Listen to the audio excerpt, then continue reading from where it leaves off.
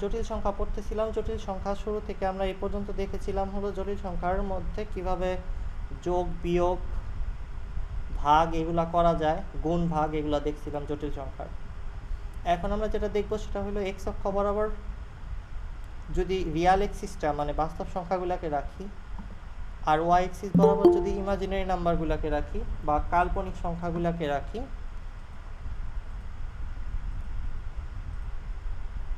তাহলে আমরা যে ছবিটা পাচ্ছি এক্স অক্ষ বরাবর রিয়াল নাম্বার, ওয়াই অক্ষ বরাবর ইমাজিনারি নাম্বার দিয়ে আমরা যে গ্রাফটা আঁকতেছি, এই গ্রাফটার একটা বিশেষ নাম আমরা বলেছিলাম আর্গন চিত্র বা আর্গন ডায়াগ্রাম। আর্গন ডায়াগ্রামের মধ্যে বেসিক্যালি আমরা যেটা করতেছি সেটা হলো বাস্তব অক্ষ বরাবর কতখানি যাচ্ছে, বাস্তব অক্ষ বরাবর যদি মান হয় 3 তাহলে এই পর্যন্ত যাচ্ছি, আর কাল্পনিক অক্ষ বরাবর যদি 2 হয় তাহলে এই পর্যন্ত যাচ্ছি। আর ওই সংখ্যাটা যদি বাস্তব আর কাল্পনিক মিলিয়ে হয় 3 + 2i লিখতেছি, তখন ওইটাকে ওই সংখ্যাটা এই জায়গাটায় অবস্থান করতেছে। সো আমরা এতটুকু আগেই দেখেছিলাম। এভাবে করে আমরা 4টা সংখ্যার জায়গা দেখেছিলাম যে আরেকটা সংখ্যা যদি এখানে হয় যেটা -4 3i এরকম হবে, থার্ড কোয়াড্রেন্টে এটা হবে -2 -3, আর এইখানে যদি আরেকটা হয় তাহলে এটা হবে সামনের দিকে যাবে 3 আর নিচের দিকে আসতে হবে, তার মানে 3 - 3i এরকম একটা কিছু হবে যদি এটা ইন্ডিকেট করতে চাই। সো এটাকে আর্গন ডায়াগ্রাম বলে।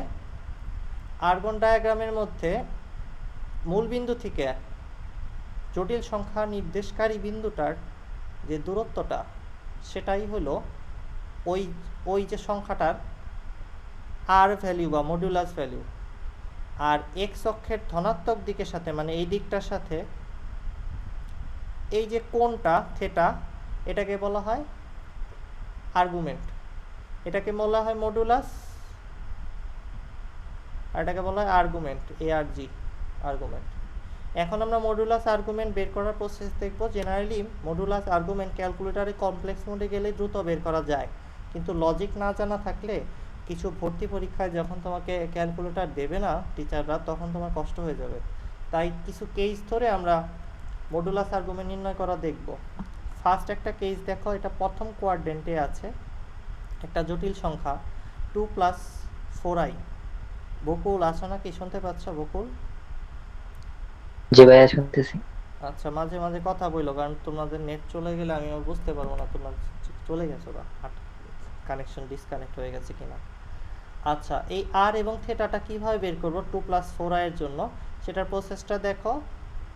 আমরা 3 + 2i এর জন্য যদি বের করতে চাইতাম তাহলে আমার এখান থেকে বের করতে হইতো তোমার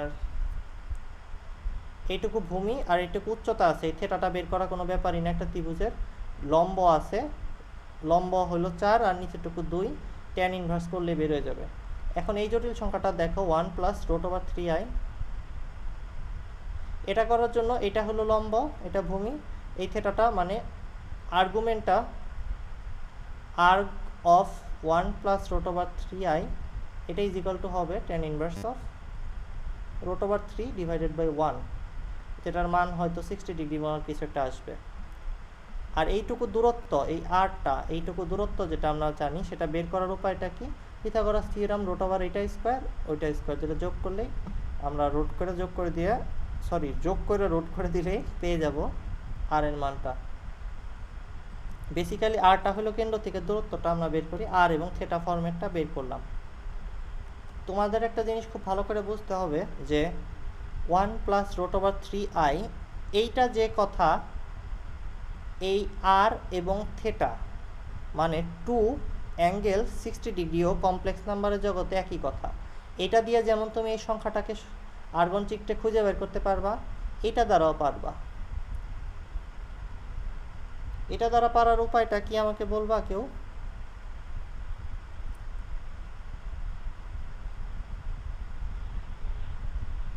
মানে নরমালি বলবো যে কিভাবে বুঝবো সেটা?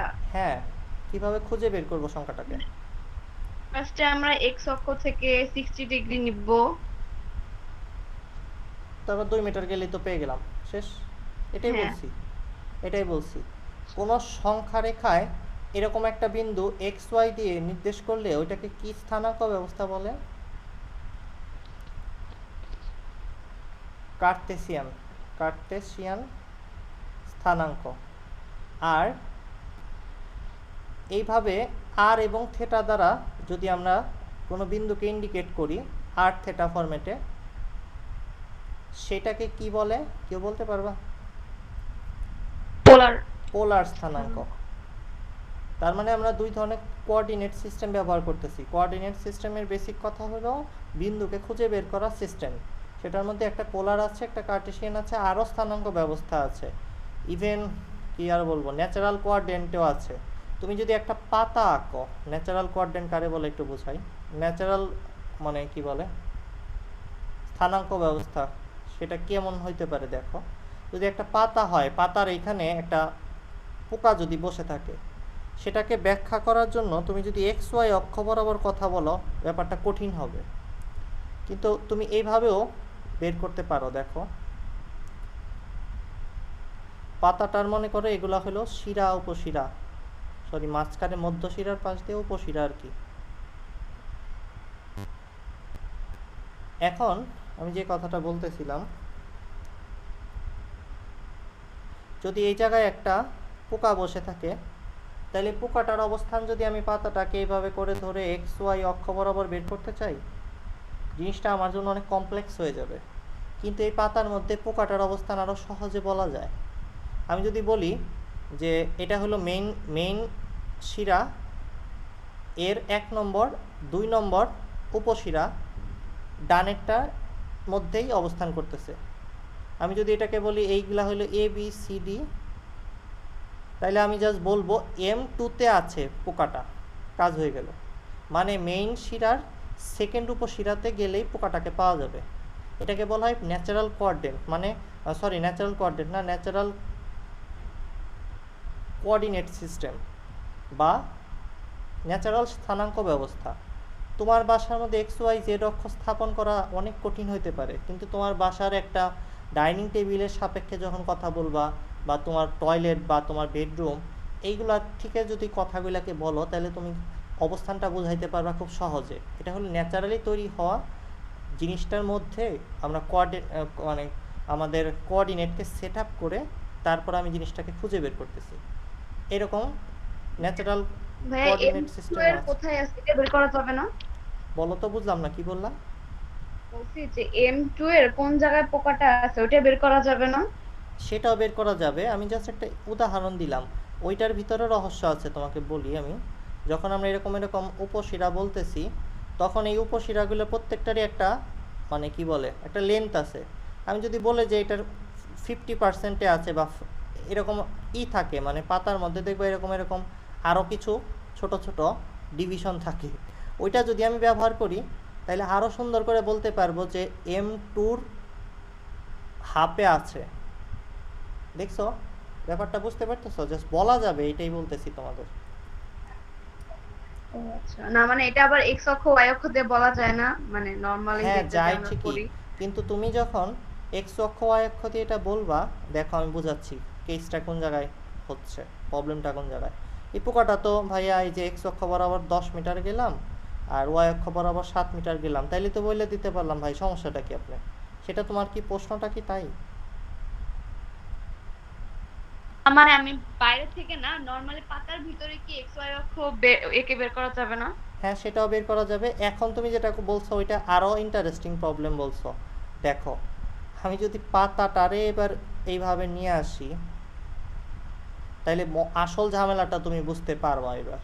এতক্ষণ তো আমি এক্সাম্পল দিয়ে তোমাদের যা বুঝাইতে পারতেছিলাম না, তুমি প্রশ্ন কইরা তা বুঝে ফেলছো মনে করো। তোমার প্রশ্নটাই সুন্দর হইছে। কি করা যায়, আর তো সোজা হইতেছে না।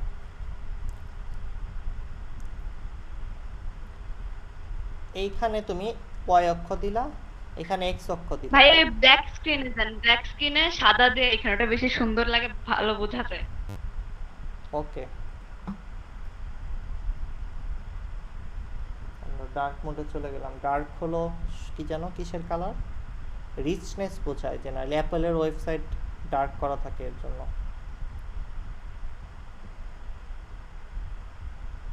এইটা এক্স, এটা ওয়াই যখন আমরা দেব, তখন এইখানে থাকা একটা পোকাকে আবার এইখানে থাকা একটা পোকাকে, এই জিনিসগুলাকে একটু চিন্তা করে দেখো তো, যদি আমরা প্রকাশ করতে চাই তাহলে এক্স এর মান একটা পাবো, ওয়াই এর মান তেমন একটা বেশি আসবে না, ওয়াই এর মানে কোনো চেঞ্জই আসবে না। এই তিনটা বিন্দুর মধ্যে ওয়াই এর মানের মধ্যে প্রায় 0.5, 0.06, 0.01 এরকম, তোমরা কি বুঝতে পারতেছ? এই তিনটার মধ্যে ওয়াই এর মান আসলে তেমন কোনো পার্থক্যই হবে না।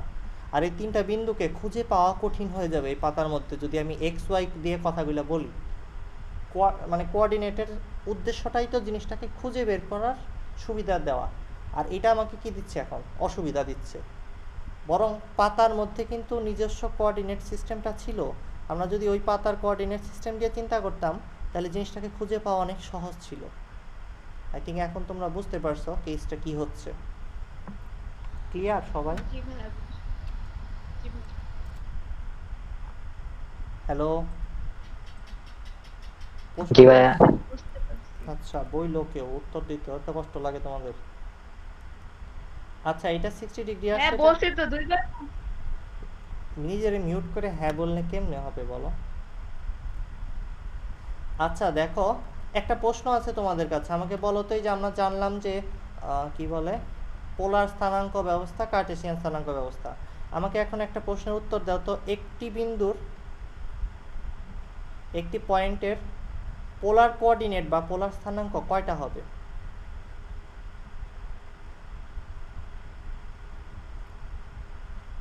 ভাইয়া কোশ্চেনটা আরেকবার করেন। আমি বলতেছি, ধরো এখানে একটা বিন্দু আছে 2, 3, এটা হলো কার্টেসিয়ান স্থানাঙ্ক ব্যবস্থায় বললাম 2, 3। এই একটা বিন্দুর কার্টেসিয়ান স্থানাঙ্ক কয়টা হতে পারে? 10টা না 12টা? একটাই। একটাই হবে। আর এই একটা বিন্দুর পোলার স্থানাঙ্ক কয়টা হতে পারে? একটাই। এটার অ্যান্সার হবে, একটা বিন্দুর ইনফিনিটি পোলার স্থানাঙ্ক হতে পারে। অ্যান্সারটা হবে ইনফাইনাইট অ্যামাউন্ট অফ। কারণ কি এটা বলতে পারবা কে বলো? একটা বিন্দুর অসংখ্য পোলার স্থানাঙ্ক থাকতে পারে, এটার কারণ হলো পোলার স্থানাঙ্ক ঘুরে ঘুরে তৈরি হয়।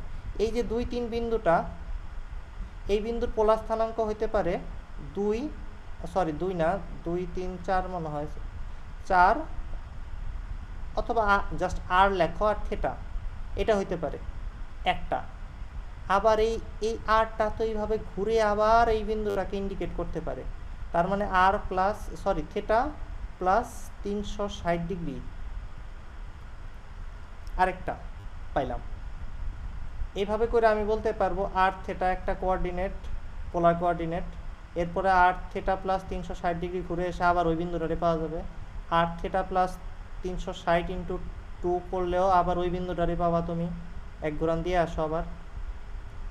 এরপরে আর ইন্টু থেটা প্লাস 3 ইন্টু 360 করো, তুমি ঘুরে ঘুরে বারবার একই বিন্দুকে খুঁজতে পারো চাইলে। এখানে থামবা কেন? আবার ঘুরে আসো, আবার ঘুরে আসো, যাচ্ছে না পাওয়া? যে বলছিলে একটা, সে কি বুঝতে পেরেছ যে পোলার স্থানাঙ্ক অসংখ্য হতে পারে? জি ভাইয়া বুঝছি। বোঝার জন্য থ্যাংক ইউ। আপনাকে বোঝানোর জন্য thank you. -1 minus √3i,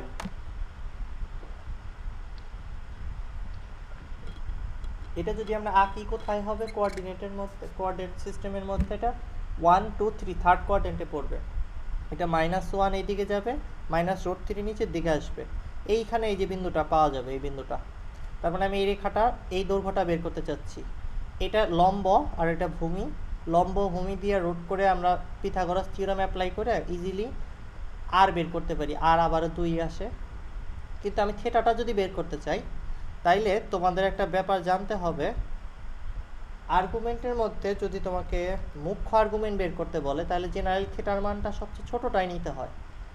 but যখন তুমি এক্স অক্ষের ধনাত্মক দিকের সাথে এন্টি ক্লকওয়াইজ যাইবা, ঘড়ি কাঁটার বিপরীতে কোণ মেজার করবা, ওইটাকে এইখানে আমরা পজিটিভ অ্যাঙ্গেল বলি। ত্রিকোণমিতির ভাষায় ঘড়ি কাঁটার বিপরীতে কোণ চলাই আর কি। আর কোণটা যদি, অ্যাঙ্গেলটা যদি ঘড়ি কাঁটার দিকে হয়, ওইটাকে আমরা মাইনাস অ্যাঙ্গেল বলি। এখন এই প্লাস মাইনাসের ব্যাপারটা এখানে কেমনে আসে সেটা একটু বোঝাচ্ছি। এই থেটাটা বের করতে চাচ্ছি আমি, এটা কিন্তু ত্রিকোণমিতি ইউজ করে এটাকে আলাদা আঁকছি, দেখো এটাকে আলাদা এঁকে ত্রিকোণমিতি ইউজ করে আমরা করতে পারি।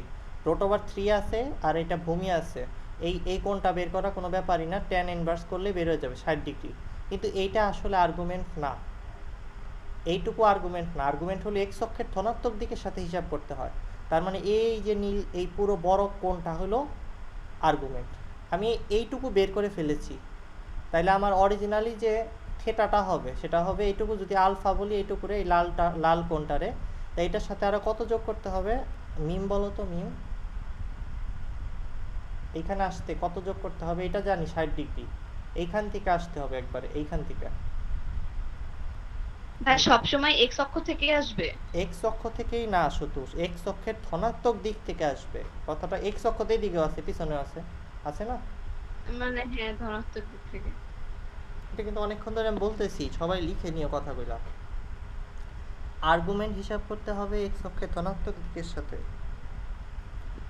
এটা আসলে কত হয় এটা একটু বলবা কেউ আমাকে?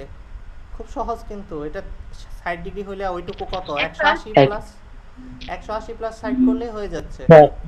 তার মানে 240 ডিগ্রি আসতেছে যদি আমরা এন্টি ক্লকওয়াইজ বলি, প্লাস অ্যাঙ্গেল মেজার করি। আর যদি মাইনাসে বলি তাহলে আরেকটু ছোট হবে, 360 থেকে 240 বিয়োগ করো, 120 আসবে। কিন্তু এটা ক্লকওয়াইজ বলতেছি, এইদিকে বলতেছি। তার মানে তোমাকে অবজেক্টিভে যদি প্রশ্নটা বলে দেয় তখন তোমার ধরতে হবে যেটা প্লাস দেওয়া আছে, তার মানে ঘড়ি কাটার দিকে হিসাব করে এইটা চিন্তা করতে হবে। আর অবজেক্টিভে যদি এটা না পাও অ্যান্সারে, তখন এইটা হবে অ্যান্সার, কারণ মাইনাস অ্যাঙ্গেলে কোনটাকে দেওয়া রয়েছে। যেভাবেই দেখ তোমার পারা লাগবে, এটা হলো দায়িত্ব তোমার। এরপর আরেকটা কোয়াড্রেন্টে চলে যায়, এটা হলো সেকেন্ড কোয়াড্রেন্টে। এটা হলো এইটুকু 1 এইটুকু -1 আর এটা √3, মানে -1 প্লাস √3i। এই সংখ্যাটার জন্য মডুলাস খুবই সহজ, আবারও 2ই আসতেছে, একই জিনিস দিচ্ছি, মানগুলারে রুট করে স্কোয়ার করে যোগ করে দিচ্ছি, সরি আবার ভুল বললাম, স্কোয়ার করে যোগ করে রুট করে দিচ্ছি, 2ই আসলো সবসময়।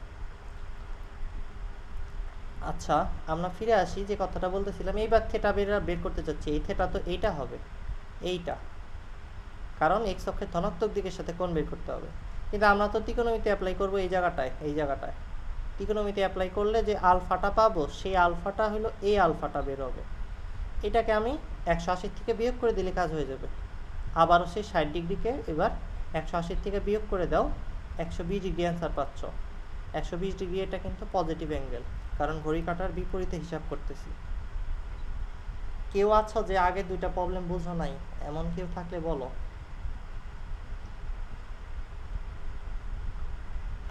পরেরটা দেখো, পরেরটা হলো 1 √3i।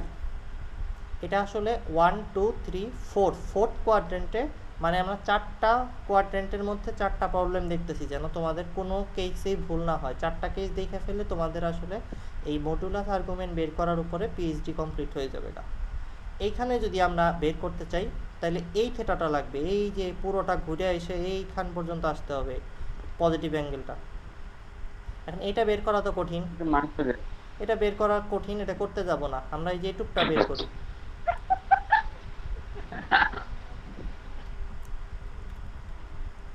এইটুকু যদি আমরা বের করি তাহলে কত পাচ্ছি? আমরা পাচ্ছি হলো তোমার tan ইনভার্স করলে √3 কে 60 ডিগ্রি পাচ্ছি।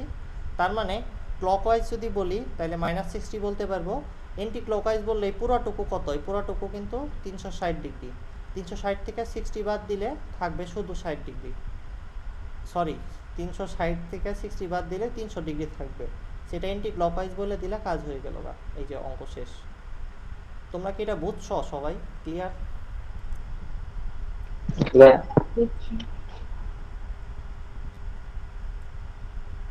ওকে, যদি বুঝে থাকো তাহলে আমরা একটু আগের দিকে সামনের দিকে যাইতে পারি। এখন দেখো, 3টা অঙ্কই তুমি করছো, প্রথমের এই অঙ্কটাও করছো, এটাও করছো, এইটাও করছো। 3টাকে যদি গুণ দিয়ে বলে তোমাকে এখন মডুলাস আর্গুমেন্ট বের করো, তখন সেটা কিভাবে করে সেই প্রসেসটা একটু ডার্ক স্ক্রিনে বুঝিয়ে দিচ্ছি, আগে দেখো সুন্দর করে। তোমার মডুলাস বের করা বা আর বের করার রুল হলো যা আছে তাই, যা যেমনে আছে তারে অমনি কাজটা করবা, মানে যা তা রুল। আর আর্গুমেন্ট বের করার রুল হলো লগ প্রপার্টিস মেনটেন করব, লগ ধর্ম। প্রথমে আর এর ব্যাপারটা বুঝাই। ধরো একটা জটিল সংখ্যা জেড আছে, Z1, আরেকটা জটিল সংখ্যা Z2, আরেকটা জটিল সংখ্যা Z3 একসাথে গুণ আকারে আছে একটা অঙ্কের মধ্যে। এই অঙ্কটা দেখতে কেমন হইতে পারে? 1 + 2i একটা জটিল সংখ্যা, 2 - 3i আরেকটা জটিল সংখ্যা, 4 + 5i আরেকটা জটিল সংখ্যা, এরকম দেখতে হইতে পারে। তোমাকে বলা হলো এই জটিল সংখ্যাটা, যেটা পুরোটারে আমি একটা নাম দিলাম z, এটা আর বের করো। এটার আর বের করার প্রসেসটা হবে যেমনে আছে অমনেই আর বের করবা, মানে এটার আর বের করতে কেমনে, এভাবে করে গুণ আছে গুণ অবস্থায় রাখো। এটার আর বের করতে কেমনে, এমনি করে, সরি মাইনাস দেওয়া উচিত হয় না, যদি স্কোয়ারের মধ্যে মাইনাস দেওয়ার কি মানে আছে, আজগবি একটা জিনিস, দরকার নাই কোনো, ব্র্যাকেট বাড়াইতে হবে নাহলে। এরপরে এটা কিভাবে আছে, গুণ অবস্থায় আছে, এটার মডুলাস কিভাবে বের করতে, ব্যাস এই তো প্রসেস। এই যা তা রুল অ্যাপ্লাই করে তুমি আর এর মানটা বের করতে পারবা। এখন তুমি বলতে পারো ভাইয়া না আরেকটু ভেজাল করেন তো, আরেকটু এইখানে যদি ভাগ আকারে কিছু থাকে, 5 - 6i একটা কিছু একটা দিলাম, এটা কেমনে করতেন? আমি তো বললামই যা তা রুল, সো যেমনি আছে ওইটারে নিচে ভাগ দিয়ে দিতাম, √5² 4² এমনি দিয়ে দিতাম, শেষ। মানে প্রত্যেকটার মডুলাস আলাদা আলাদা বের করতাম। এরপরে আমি জাস্ট এগুলোকে গুণ করে দিতাম। তোমরা কি জিনিসটা বুঝতে পারছো? তাহলে এই যে অঙ্কটা দেখো, -1 -√3 আর এই পুরোটা, এটা করার সিস্টেম হলো এই প্রত্যেকটাকে রুট করে স্কোয়ার করবা, এটা করবা। এখানে কি হবে বুঝতেই পারতেছো, এটা কি হবে, এটা হলো তোমার 1² + √3² এটা হবে। এরপর প্রত্যেকটাই 4 ছিল, এভাবে করে তুমি করে দিলা, হয়ে গেল, অ্যান্সার চলে আসছে 2⁻3/8। যেমনি চিন্তা করো অঙ্ক হবে। এখন আমি যে বলছিলাম লগের মতো করে আর্গুমেন্ট বের করবো, সেটা একটু বুঝিয়ে দিই। চলো ব্ল্যাক স্ক্রিনে যাই আবার। তোমরা কি আছো না? কলটা কেটে গেছে, আমাকে একটু বলবা। আছি ভাইয়া, আছি। সামিহা আছো নাকি? ঘুমিয়ে গেছো সামিহা? না ঘুমাবো কেন? ওই যে কি জানে একটা বিজ্ঞানী ছিল, ঘুমায় গেলে মানে চোখের পাতার সাথে সুতা লাগিয়ে রাখছিল, মানে চোখে মানে ঘুম যদি আসে চোখ বন্ধ হয় সাথে সাথে সুতায় টান লাগতো, বুঝছো? মাথাটা একটু নিচের দিকে নামাইলেই ব্যথা লাগতো আর কি। তো তোমরা আর কি ওইরকম অবস্থায় আছো নাকি? ঘুমে টুমে গেলে নিজের বেঁধে রাখার ব্যবস্থা করো, বুঝছো? এরপর আরো কিছু কিছু পাগল আছিল আর কি দুনিয়ায়, যারা মানে বরফের মধ্যে পা ঢুকিয়ে রাখতো, তাইলে মানে মানে ঘুম যদি চলে আসে তাইলে ব্যথায় ঘুম চলে যেত তা, ঠিক আছে? কিছুক্ষণ পর তো পাই ফিল করতে পারতো না। না বেশিক্ষণ রাখতো না, সমস্যা নাই। পা তো তখন নামাইতো যখন ঘুম আসে, তার আগে তো পাউজা করে থাকতো। কত ম্যাজিক আছে, বোঝো নাই তোমরা? ভালো আইডিয়া। যাদের বেশি ঘুম আসে তারা আসলে এই সমস্ত নিনজা টেকনিক ব্যবহার করতে পারো। Z1 Z2 Z3 গুণ আকারে আছে এই সংখ্যাটা, এর আর্গুমেন্ট বের করতে যদি বলে, সেটা বের করার প্রসেস হলো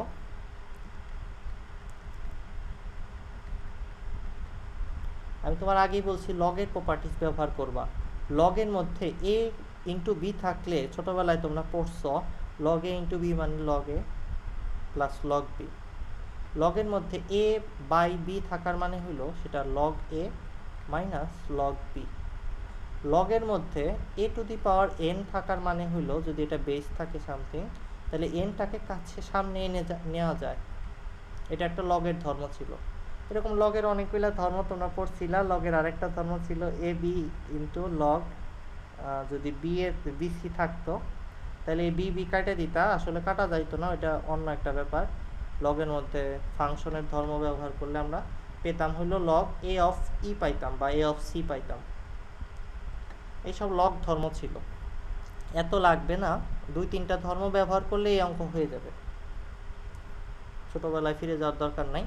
আর্গুমেন্ট অফ এই Z1 Z2 Z3 রুল হলো যেহেতু গুণ আছে, তুমি করবা কি আর্গুমেন্ট অফ Z1 বের করবা প্লাস আর্গুমেন্ট অফ Z2 বের করবা প্লাস আর্গুমেন্ট অফ Z3 বের করবা।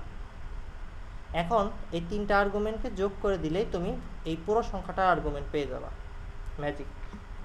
কিন্তু একটা শর্ত আছে, তুমি যদি গাধার মতো প্রথম সংখ্যাটার আর্গুমেন্ট এক্স অক্ষের ধনাত্মক দিকের সাথে এন্টি ক্লকওয়াইজ বের করো, পরেরটা আবার ক্লকওয়াইজ বের করো, এইভাবে করে যোগ করো, তাইলে জিনিসটা ভুল হওয়ার সম্ভাবনা অনেক বেড়ে যাবে। তো তুমি যদি ঘড়ির কাঁটার বিপরীতে হিসাব করো, সবগুলা ওইভাবেই করো, সবগুলা এই দিকে হিসাব করলে এই দিকেই করো, আর সবগুলা এই দিকে হিসাব করলে এই দিকেই করো, যে কোনো একটা ফলো করো, তাহলে তোমার অঙ্ক ভুল হওয়ার পসিবিলিটি কমে যাবে। আমরা তাহলে অঙ্ক দেখি।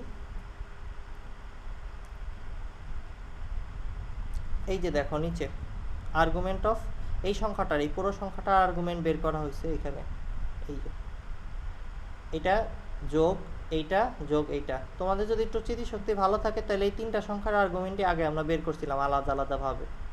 একটা ছিল 240, একটা 120, একটা 380 ছিল, সবগুলাকে দিবাযোগ করে শেষ। এবার ভাগ আকারে আছে, ভাগ থাকলেও কাজটা করা যাবে। আর বের করার সিস্টেম তো ওই যে যা তা মেথডে করে দিলাম, যা আছে সেমনি করে দিলাম। এরপর জেড বের করার প্রসিডিউরটা দেখো। জেড বের করার প্রসিডিউর হলো আর্গুমেন্ট অফ এইটা মাইনাস আর্গুমেন্ট অফ এইটা, কাজটা করে দাও, জাস্ট শেষ, কাজ হয়ে গেল। ভাইয়া আজকে ক্লাসকে রেকর্ড করতেছেন না? জি রেকর্ড করতেছি, মনে হয় রেকর্ড হচ্ছে, মনে হয়, কে জানে। কেন তুমি ঘুমিয়ে গেছিলা, মানে মাঝখানে কি তুমি ছিল না এমন কিছু না আছে? সেটা না, তাহলে মিস আমি করছো কি? না কিছু মিস করি নাই, আমি জিনিসগুলো একদম খাতায় তুলবো আবার দেখে, তাই। না স্ক্রিনশট নিবা, স্ক্রিনশট নিয়ে পরে নোট টোট করে সুন্দর করে আমাদের এই এইচএসসি সায়েন্স ক্লাসরুমে পোস্ট করবা, তোমার ফ্যান তৈরি হবে কিছু। এত ফ্যান লাগবে না বাবা। গরমের দিনে ফ্যান লাগবে না, এটা কি বললা তুমি? ওই ফ্যান লাগবে, ওই ফ্যান লাগবে না। বর্গমূল যদি আমরা নির্ণয় করতে চাই, আচ্ছা এই যে অনেক কিছু হয়ে গেল, তো তোমরা কি এটা পারবা? তাহলে আমি একটা অঙ্ক করতে দেবো তোমাদের, একটা অলিম্পিয়াডের একটা অঙ্ক, পারবা নাকি তোমরা? মডুলাস আর্গুমেন্ট নির্ণয় করা শিখছো মানে অনেক কিছু শিখে ফেলছো। তোমাদের আমি একটা অঙ্ক করতে দেবো নাকি, পারবা? মডুলাস আর্গুমেন্ট বুঝো নাই কে বলো তো? আচ্ছা তোমাদের মধ্যে কেউ কি প্রশ্ন করবা যে ভাইয়া গুণ আকারে আছে আবার ভাগ আকারে আছে, এরকম সংখ্যার Z1 Z2 divided by Z3 এটা কেমনে করব?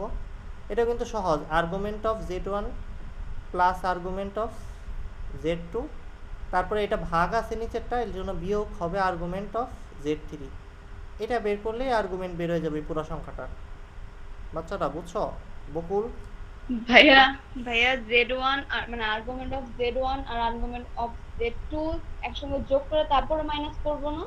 হ্যাঁ, আগে যোগ করো, আগে মাইনাস করো, কিছু আসে যায় না তো, জিনিসটা তো একই আসবে। মানে মাঝে মাঝে এই ব্র্যাকেট গুলোর জন্য কেটে দেয়, বলে এটা ভুল হয়েছে, এটা হয় নাই, এরকম। তাইলে তো ওই স্যারের মনোবিজ্ঞান বুঝে কাজ করতে হবে, কারণ স্কুল কলেজে এমন অনেক শিক্ষক আছে যাদের হ্যাঁ, যাদের সেটাই মনে বা বুঝছি। স্বপ্নে দেখা সংখ্যা যদি না দেখে সে ওইটা হইলেও কেটে দেয়। তো এরকম শিক্ষকের তো অভাব নাই, বাংলাদেশ ভরা। সো তোমার ওইটা নিয়ে চিন্তা করে আসলে কিছু করার নাই, আসলে আলটিমেটলি ওই জিনিসটা সবাই সহ্য করে আসতেছি আমরা প্রাচীন কাল থেকে। তোমাদের এখন একটা অঙ্ক হ্যাঁ, দিচ্ছি, সবাই একটু। অনেক টিচার তো এমনও আছে যে তার নিয়মে অঙ্ক না করলে অঙ্ক কেটে দেয়। সেটাই, সো সে যার নিয়ে তার নিয়মে অঙ্ক করাচ্ছে, তুমি কেন ফলো করবা না? তোমার শাস্তি দেবে সে, কি করবা তুমি? এই অঙ্কটা একটু করে দাও তো বাচ্চারা, দেখো তো পারো কিনা। 1 plus root over 3i whole to the power 10,000, এটার আর এবং থেটা বের করবা। ক্যালকুলেটারের হেল্প নিও না, অ্যাঙ্গেল বের করা ছাড়া ক্যালকুলেটারের হেল্প না নিলেই বেটার হয়। আবার ক্যালকুলেটর দিয়েও আসলে করা যাবে কিনা আমি সেটা চিন্তা করতেছি।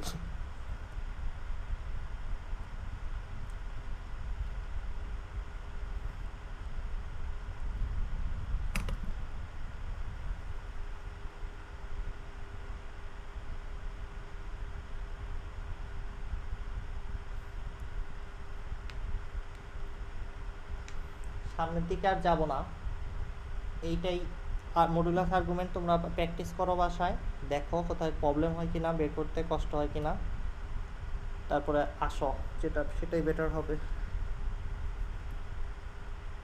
আর্গন চিত্র রিলেটেড অনেক কিছু সায়েন্স আছে, তোমরা যদি জিনিসটা নিয়ে একটু পড়াশোনা করো ব্যক্তিগতভাবে নিজের উদ্যোগে, জিনিসটা অনেক ইন্টারেস্টিং হবে।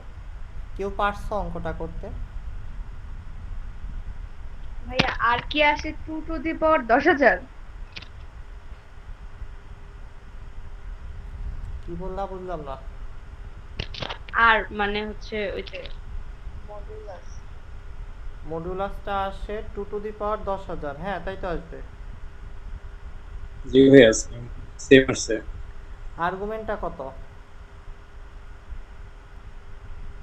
আর্গুমেন্ট এখনো বের করি নাই, বের করতেছি।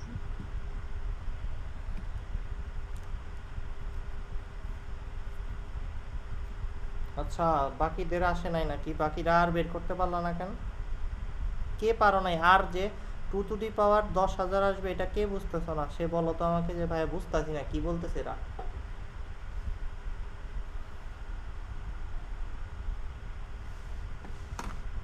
কেউ কি আছো? সুপ্ত, মায়েশা, বকুল, কারো কি প্রবলেম বুঝছি আছে? ভাইয়া। আর বুঝতে কারো প্রবলেম আছে? না ভাইয়া। ওকে, জি ভাইয়া বুঝাই দিতেন, হ্যাঁ সবাই না বুঝে নি। থ্যাংক ইউ প্রশ্নটা করার জন্য, থ্যাংক ইউ তোমাকে। এই যে দেখো, যদি ছোট short simulation law of similarity ব্যবহার করি, চলো √3i ইন্টু যদি থাকতো 1 প্লাস √3i, তখন আমরা এটা করার সিস্টেম দেখেছিলাম জাতা মেথডে। মানে এটার মডুলাস বের করব, এটার মডুলাস কত, এত, ইন্টু পরেরটার মডুলাসও বের করব, তাই না? একসাথে বের করে গুণ করে দেওয়ার কথা, গুণ আছে গুণ করে দেব। সো এটা কত আসতেছে? এটার অ্যান্সার আসতেছে 3 প্লাস 1 4, রোড করলে 2, আর এটাও 2, তাহলে 2 টু দি পাওয়ার 2 আসতেছে। এই দেখো দুইটা আসছিল এখানে জিনিস, একই জিনিস, তাই 2 টু দি পাওয়ার 2 আসছে এখানে। একই রকমভাবে যদি আমি গুণ করতে করতে 10,000টায় যাইতাম, তাহলে পাওয়ার আসতো 2 টু দি পাওয়ার 10,000। বুঝতে পারছো না পারো নাই?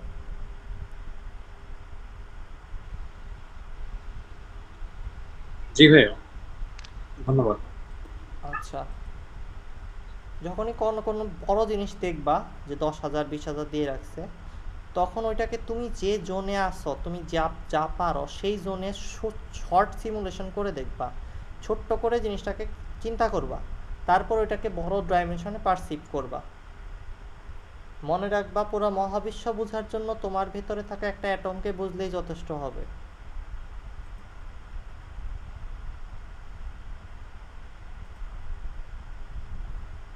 ভাইয়া আর্গুমেন্ট কি 60 ডিগ্রি? জানি না, আর্গুমেন্ট 60 ডিগ্রি কেন হবে? জানি না। কেউ কি পারছো?